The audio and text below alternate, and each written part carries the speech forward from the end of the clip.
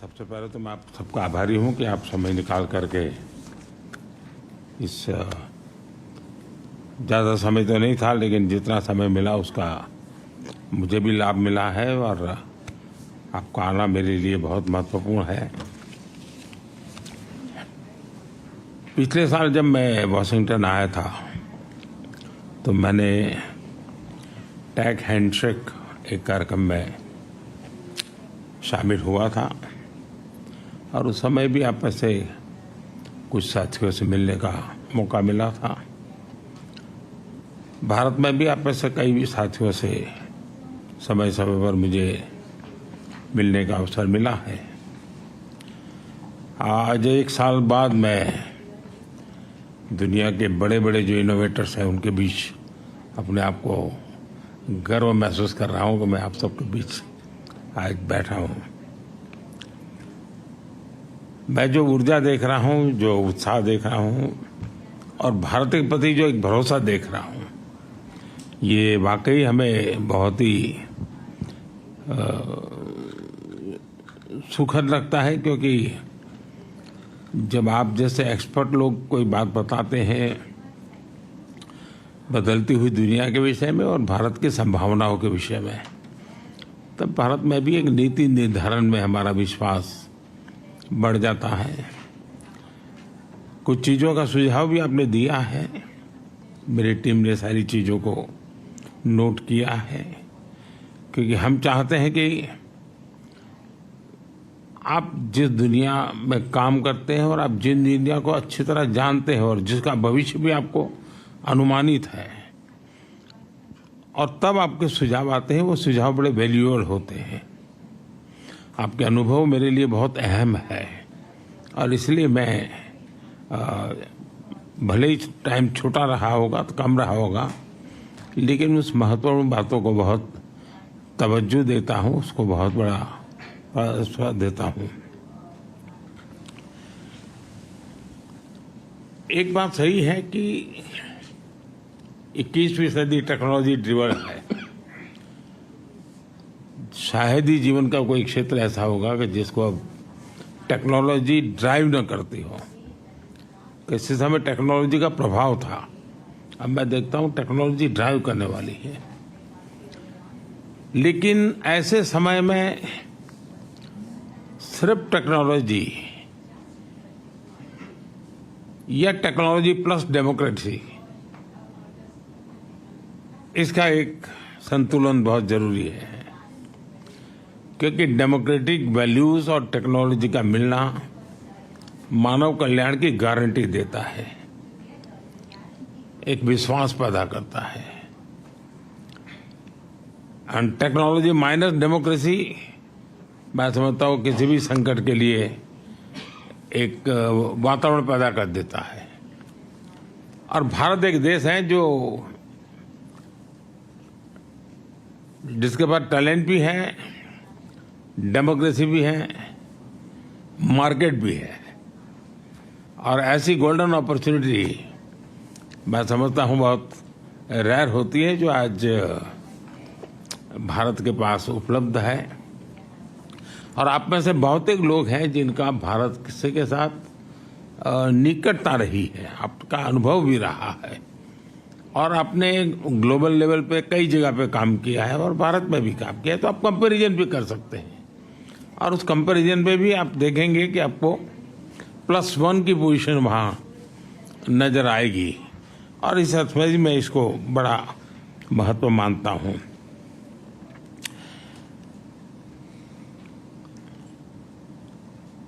Initiative on critical and emerging technology, ISET inclusive innovation के लिए हमारे साझा कमिटमेंट का प्रतीक है। आप में से कई साथियों से मैं पहले भी मिला हूं। भारत आपकी ग्रोथ स्टोरी से फैमिलियर है और हम उस पर ट्रस्ट भी करते हैं। पिछले दशक में Bharat reform, perform and transform, इस मंत्र को लेकर के आगे चला है और पिछले दिनों का अनुभव से हमें लगता है कि इसमें हम गति जितनी ज्यादा बढ़ाएंगे, उसका फलक जितना ज्यादा हम विकसित करेंगे और जरूरत के आधार पर हम रिफॉर्म को बल देंगे, तो शायद हम और अधिक परिणामकारी होंगे। तो हमारा ध्यान इन दिनों उन बातों पर ज्यादा है। आज का भारत एम्बिशियस सपने देखता है और उन्हें पूरा करने का भरसक प्रयास भी करता है। आज भारत विश्व की 5वीं सबसे बड़ी इकोनॉमी है, विश्व की सबसे तेजी से ग्रो करने वाली इकोनॉमी है और मैं पक्का मानता हूं कि मेरा ये जो तीसरा कार्यकाल है उसमें हम 3rd लार्जेस्ट इकोनॉमी का हमारा जो गोल है उसको हम अचीव कर लेंगे, क्योंकि आज हम हाईएस्ट ग्रो करने वाले लोग हैं। जब दुनिया का सबसे बड़ा देश, सबसे बड़ी डेमोक्रेसी तेजी से ग्रो करेगी तो ग्लोबल पीस और प्रॉस्पेरिटी के भी एक आश्वासन उससे प्राप्त होता है और जो आज आप देख भी रहे हैं। टेक्नोलॉजी विकसित भारत की यात्रा का एक अहम स्तंभ है। इसलिए आज हमने भारत में टेक्नोलॉजिकल कोलैबोरेशन और इन्वेस्टमेंट के लिए अभूतपूर्व संभावनाएं खड़ी की है। भारत की स्केल, भारत की कैपेसिटी, भारत की कैपेबिलिटी और भारत का परफॉर्मेंस, आप उसमें यूनिकनेस देखते होंगे, आपने अनुभव किया होगा। आज भारत के पास one of the most vibrant digital ecosystem है। तीसरा सबसे बड़ा स्टार्टअप इकोसिस्टम आज भारत में है और विश्व का सबसे बड़ी युवा टैलेंट का पूल भी भारत के पास है। और आपने देखा होगा पिछले 10 साल के मेरे कार्यकाल को, और शायद इसी के कारण हमें फिर से एक बार जनता ने आशीर्वाद दिया है। और मैं मानता हूं कि इन्वेस्टर के लिए और कोई भी साहस करने वाले व्यक्ति के लिए पॉलिसी स्टेबिलिटी ये बहुत ही महत्वपूर्ण चीजें होती हैं। और आज भारत एक तो पॉलिसी ड्रिवन हमारा गवर्नेंस है, लेकिन साथ साथ stable policy and predictable policy, उसमें हम आग्रही हैं ताकि कोई भी इन्वेस्टर के लिए या कोई भी वहां काम करना चाहता है उसके लिए एक एश्योरेंस उससे प्राप्त होता है और उस दिशा में हम प्रयत्नशील हैं।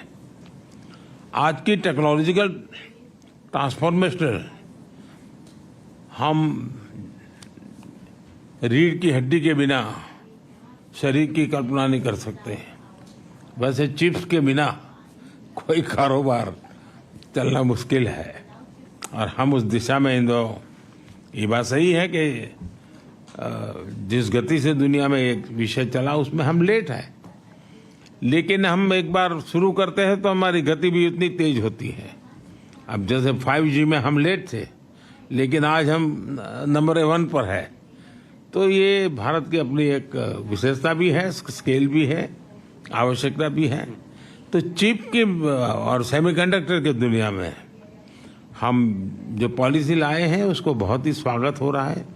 करीब करीब सभी इस क्षेत्र के लोग भारत में आने की दिशा में आकर्षित हो रहे हैं और उसके लिए जो बेसिक नीड्स की जरूरत है उसमें हम पूरी तरह तैयार हैं। चाहे पॉलिसी की बात हो, वहाँ पर आवश्यक इंफ्रास्ट्रक्चर की बात हो, सेंट्रल और स्टेट गवर्नमेंट का एक प्रकार सहयोग हो, इन सभी चीज़ों में हम साथ में हैं। और इसलिए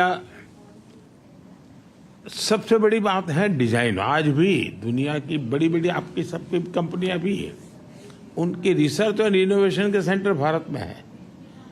सबके सब भारत के टैलेंट से आप पूरी तरह परिचित है। भारत के टैलेंट पर आपका पूरा भरोसा भी है, तो हम डिजाइन इन इंडिया के मूड में भी और आप काफी बल दे रहे हैं ताकि हम दुनिया को कुछ नया देने के लिए सेमीकंडक्टर में हम $15 बिलियन का एडिशनल इन्वेस्टमेंट करने की दिशा में हम आगे बढ़ रहे हैं। दुनिया भर से भी, जैसा मैंने कहा, इन्वेस्टमेंट आ रहा है और भारत का प्राइवेट सेक्टर भी इन दिनों में काफी इस मात्रा में निवेश कर रहा है। हाल ही हुए हमने एक सेमिकॉन इंडिया समिट की, आप में से कुछ साथी उसमें थे भी। भारत के पास global semiconductor ecosystem supply chain में एक रिलायबल और क्रेडिबल पार्टनर बनने की पूरी क्षमता है। आज हमारा इलेक्ट्रॉनिक सेक्टर $150 बिलियन से ज्यादा का है। हमारा लक्ष्य इसे 2030 में $500 बिलियन तक ले जाने का है, ताकि इस सेक्टर में 6 मिलियन नई जॉब्स की हम आपूर्ति कर सकते हैं। इन लक्ष्यों को पाने के लिए हम इंडस्ट्री के साथ जितना ज्यादा सहयोग बढ़ सकता है हम उसके लिए तैयार हैं और मेरी सिस्टम को भी प्रोएक्टिव करने की दिशा में मैं सफल रहा हूं। भारत में 500 मिलियन से ज्यादा की वर्किंग पॉपुलेशन है।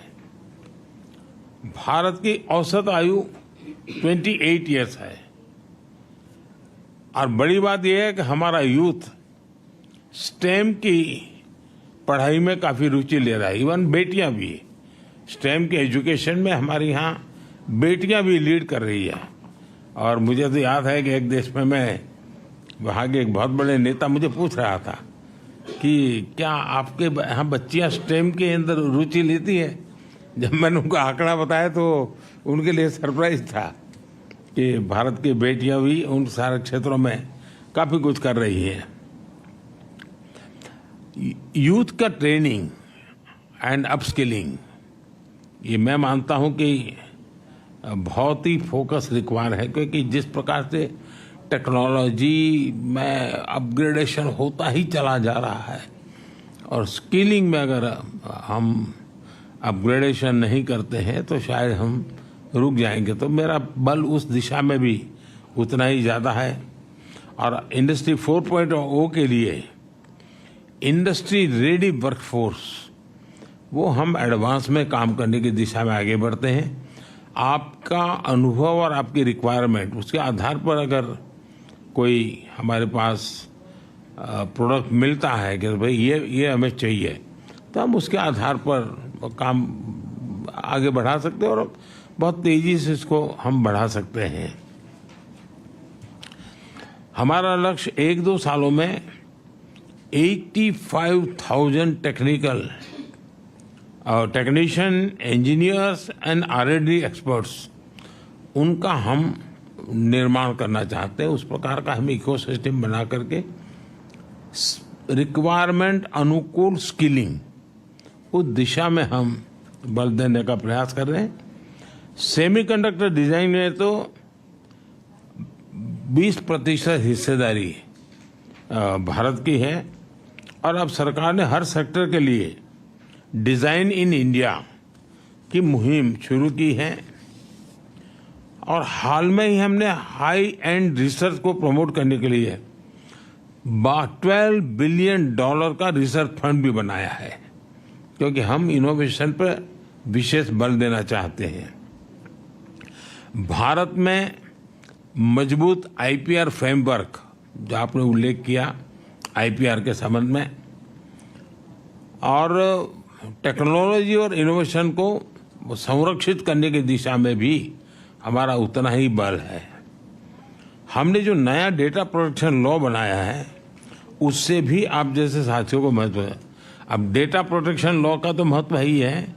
अब मैं डेटा पॉलिसी को लेकर के भी आ रहा हूं और मैं गवर्नेंस के मॉडल में डेटा गवर्नेंस पर भी बल दे रहा हूं। मैं गवर्नेंस में एक साइमल्टेनियस पिलर खड़ा करना चाहता हूं, जो गवर्नेंस के ट्रेडिशनल मॉडल है उसके साथ साथ एक गवर्नेंस का, डेटा गवर्नेंस का मॉडल, ये दोनों साइमल्टेनियस कैसे काम करे, क्योंकि बदलती हुई दुनिया में ये बहुत बड़ा रोल प्ले करने वाला है और हम उस दिशा में आगे बढ़ने का प्रयास कर रहे हैं।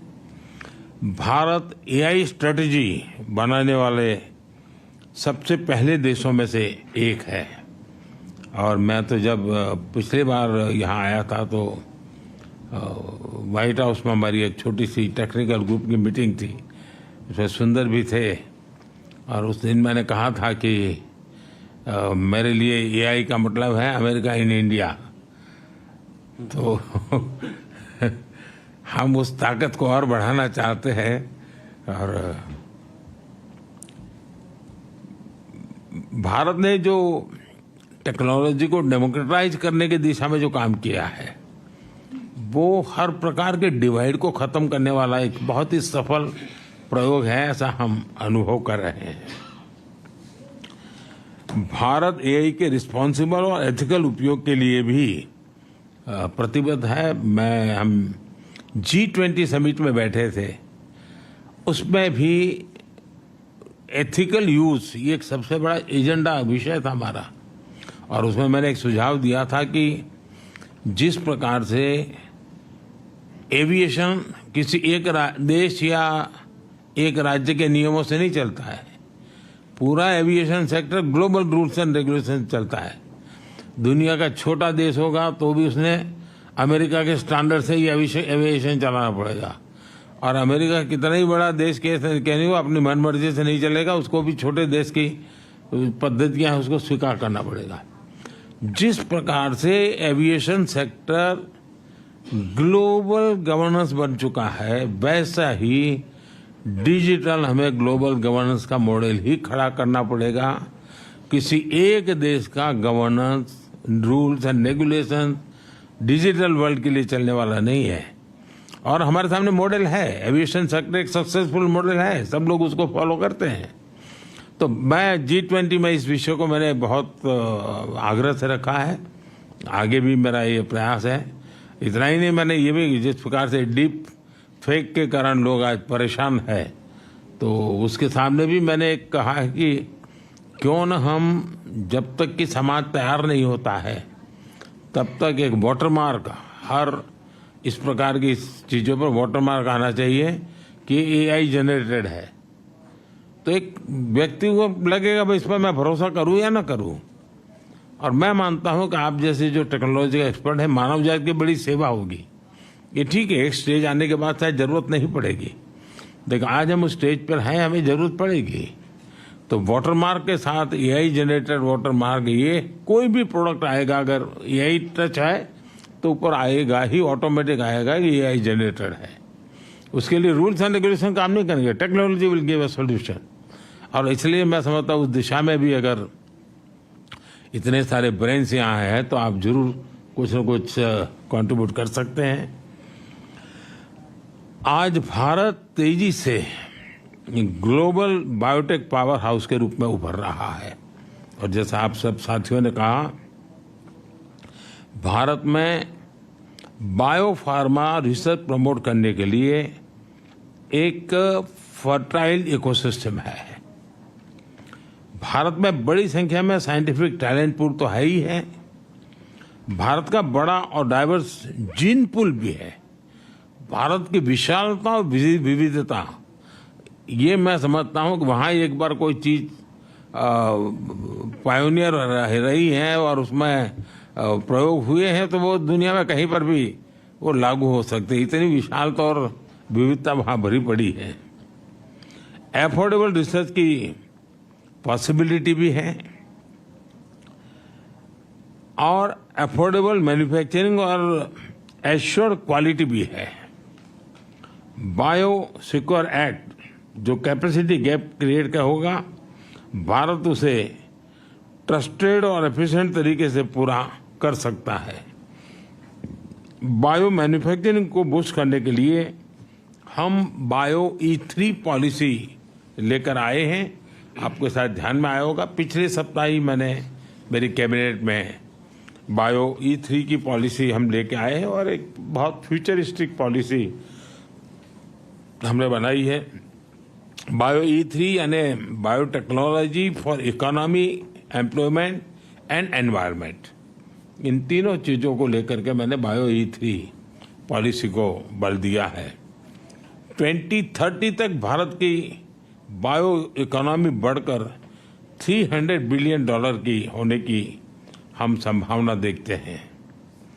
2025 तक भारत में 10,000 से ज़्यादा बायो स्टार्टअप्स की संभावना मैं देख रहा हूं, जिसके कारण आप कल्पना कर सकते हैं ग्रास लेवल पर कितने बड़े काम की संभावना इस बायो के सेक्टर में भी होने की संभावना मैं देखता हूं। हमारा लक्ष्य है कि हेल्थ सिक्योरिटी और ग्लोबल चैलेंज के सॉल्यूशन देने में भारत लीडरशिप के रोल में हो, और जिसमें आप सबका सहयोग बहुत बड़ी हमें ताकत दे सकता है।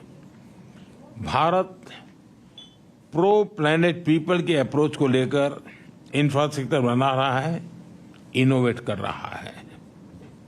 2030 तक 500 गीगावाट रिन्यूएबल एनर्जी के टारगेट को अचीव करने के लिए हम एक साथ कई स्तर पर काम कर रहे हैं, और इसलिए आपके लिए मैन्युफैक्चर में भी अद्भुत संभावना है।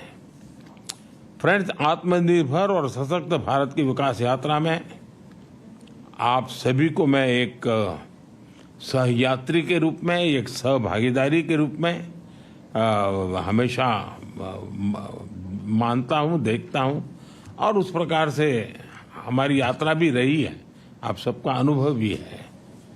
और मुझे विश्वास है कि भारत और अमेरिका की टेक कंपनीज मिलकर ग्लोबल चैलेंजेस के समाधान से में अहम रोल निभाएगी।